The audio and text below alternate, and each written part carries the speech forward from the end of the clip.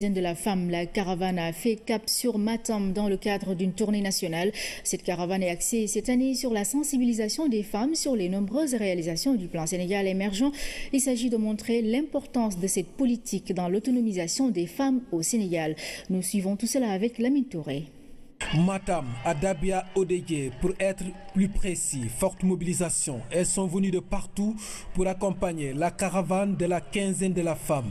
Pour cette édition, le plan Sénégal émergent a été choisi comme thématique d'échange et de partage dans son volet développement local. Pour ces femmes, cette vision d'émergence a permis de rentabiliser leurs activités économiques. Des produits certifiés issus de la région sont exportés partout en Europe grâce à un accompagnement conséquent de l'État et de ses partenaires techniques et financiers. Des investissements réalisés dans le cadre du programme de renforcement des dynamiques de développement économique et social ont mis en évidence toutes les potentialités des localités comme Ranérou et Dabia, pour ne citer que cela. Cette caravane de la quinzaine de la femme a été une occasion pour le ministre de la Femme d'accentuer la sensibilisation sur les enjeux du PSE dans le monde rural, car l'État a vite compris que rien ne se fera au Sénégal sans l'apport de la base, une base dynamique qui est déjà en train de jouer sa partition dans l'émergence nationale. Elles sont femmes et leaders. Quel regard portent-elles sur le leadership dans un pays, voire un monde où les femmes continuent de se battre pour être au devant de la scène? Dans ce reportage, Mariba, experte comptable et docteur Anta Sané universitaire, nous livre leurs opinions et c'est avec Aram Dao. Mariba, expert comptable, 27 ans d'expérience dans le métier, présidente de l'ONECA, le leadership féminin, elle connaît. S'est-elle déjà heurtée à un blocage parce qu'elle est femme? Elle a toujours essayé de ne pas répondre par l'affirmative, mais le diagnostic d'un psychosociologue qu'elle a une fois fait venir dans son cabinet parle. En général, un collaborateur, un employé a besoin de s'identifier à son patron. S'identifier à un patron masculin comme lui, ça ne lui pose aucun problème.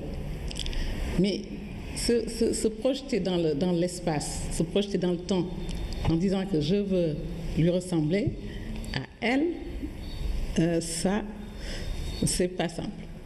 Pas simple, mais rien de bien décourageant.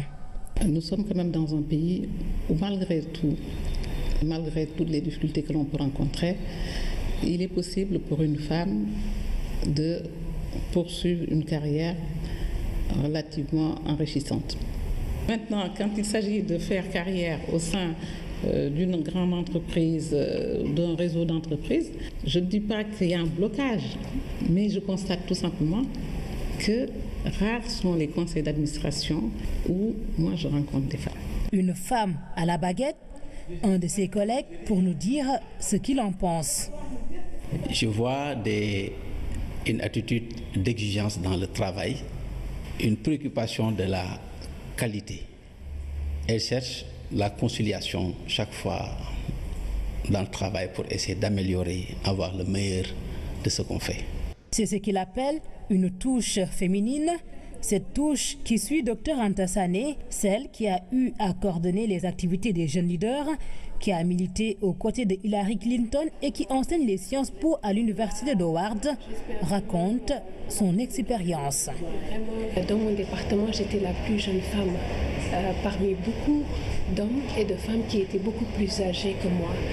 Donc les obstacles étaient liés plus ou moins au choix, par exemple, des matières, à l'effectif. Après, à travers les évaluations avec les étudiants, justement, ça les a convaincus que je pouvais dispenser ces cours. La Sénégalaise finira par diriger l'association des universitaires noirs américains, ce qui lui fait dire que les femmes peuvent être inarrêtables. Mais pour ça, il faut vraiment qu'elles aient beaucoup de rigueur, beaucoup d'ambition, beaucoup de courage. Et je dirais ce qui est plus important pour les femmes, c'est vraiment d'avoir de l'audace, à aspirer, à atteindre les sommets. Mais être leader se mérite. Il faut aussi éviter plus ou moins ce syndrome de femmes qui sont fabriquées plus ou moins, des femmes leaders fabriquées, c'est-à-dire où on voit sur papier qu'elles sont leaders, mais qui n'ont pas la capacité d'être leaders. Et pour revenir encore une fois au Sénégal, je crois que le leadership féminin a de beaux jours devant nous. Une chose est sûre, il ne semble plus loin ce moment où la question du leadership féminin sera dépassée dans un pays où les femmes comptent exercer tous leurs droits. Voilà pour le reportage consacré au leadership féminin en cette quinzaine.